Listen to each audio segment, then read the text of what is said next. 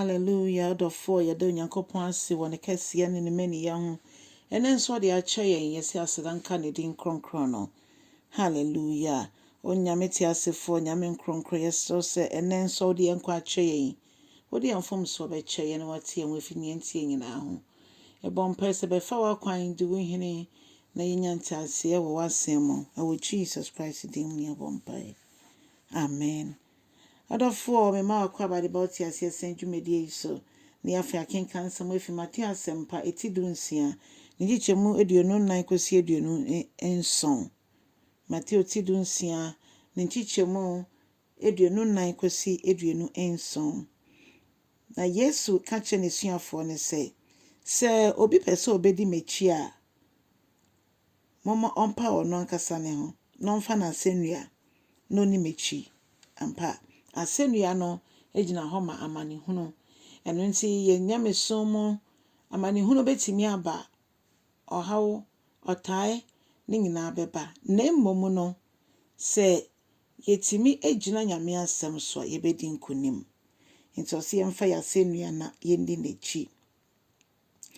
na obi biara obepre se ono benya ne nkwa na chese o fom wiase ana ompeso bebo Yesu din o se nipa no anhwe ono mom obehwere ne nkwa na ne a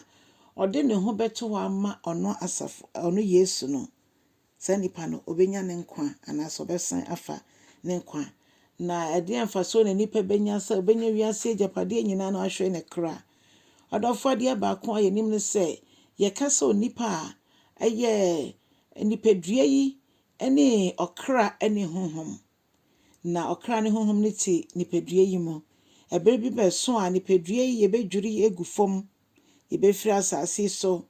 na ebasa na honhom no nso onyankopon gina de na okra ne de enwuda se eko ojemu se eko osoro ahimemo enwuda enti se amanehunu a eni ewieye eye nije nso a ye nije a eni ewieye. Hallelujah. Na Bible koso kacha yen say yebegina onyankopon ahenwa nanim ebu aten eno nti edien na wode okra eye so wopre ehwehwe so okra no nso ebenya ne fa ahodie se nyame ansem betenemu empaibo betenemu egidefo nka hyiemu a yebenya opepa no ne akono no ne eno mu nyina akobomu ehia odofo enemre ye hunu se covid ba ye chi ni pe bebre na akeka kekefia omo empeso mutu omo nan poko nyankopon fie sa brei omo de ni omo ma bibia etu omo a na eye cross no ababedi omo so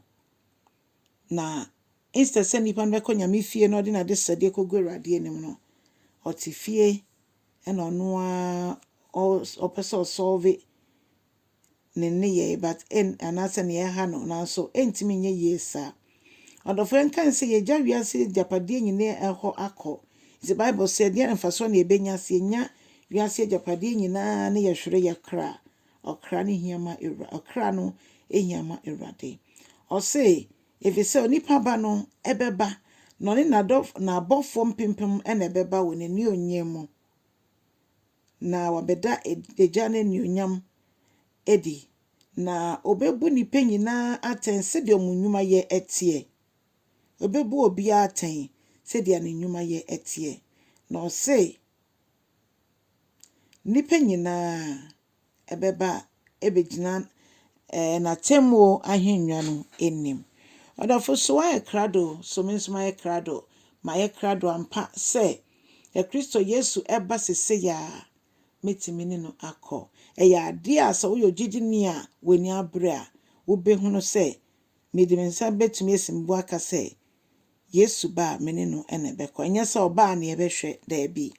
ebi se wesiesie wo hu ebi se mesiesie me hu e de twen Kristo odofo ne wona emu biara no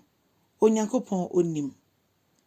akoye te se cross bi a eda wo so na onyankopon se bra nanim ompaibo mu obasua wo na waji we fisa atoye nchem ti abasa na Yɛbɔ mpae mpo ne yɛnya mmoayɛ a yɛkɔ so ade yɛwerɛ hyɛ Awurade mu ɛfiri sɛ yɛgye di sɛ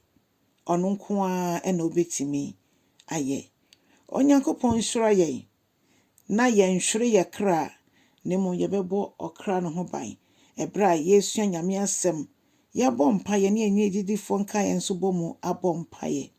Ɛba saa na yɛbɛhu Nyame anuonyam. Ɛba saa na yɛbɛtumi edi ɔbonsam ne nsɔhwɛ nyinaa so nkonim. Onyankopɔn nhyɛ wo na sɛ Yesu ama yɛn na a yɛbɛhyia ɔkyena ɛwɔ line so. Bye bye.